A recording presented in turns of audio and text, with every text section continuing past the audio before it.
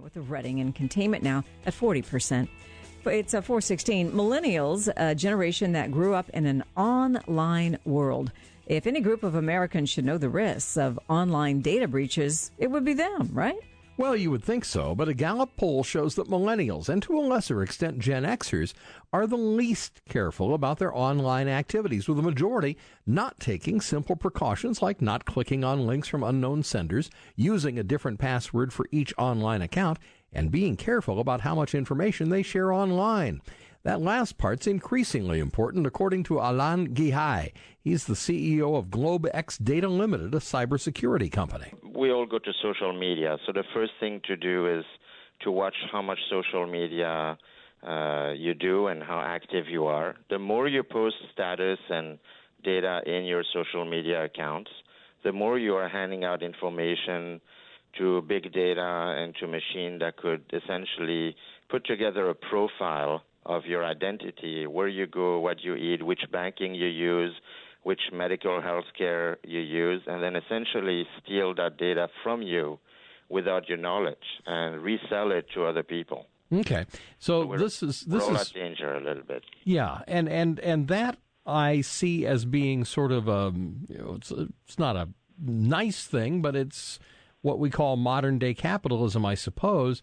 Am I doing things online in the course of social media that make me open to thieves?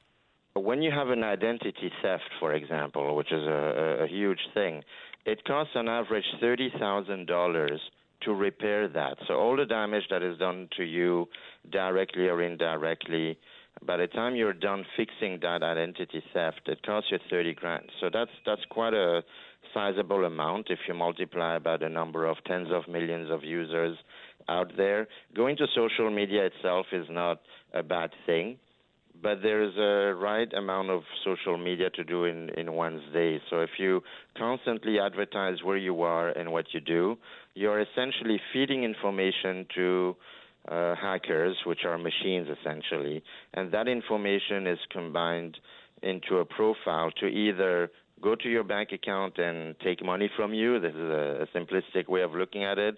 Or reselling that information to somebody else. And reselling your info is not a danger in itself. It is a capitalist society. But the other third party, we don't know what they're going to do with that information. What should I not ever do?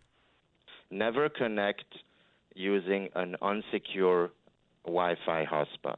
It always needs to be secured. That's one thing.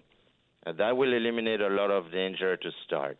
Reducing your social media activity in terms of disclosing what you do in your personal life, which gym you go to, which bank you go to, that would be an extra step that would be very helpful in reducing that danger. Again, we can never eliminate it 100%. Mr. Ghiai, thank you so much for taking the time to talk with us today. With pleasure.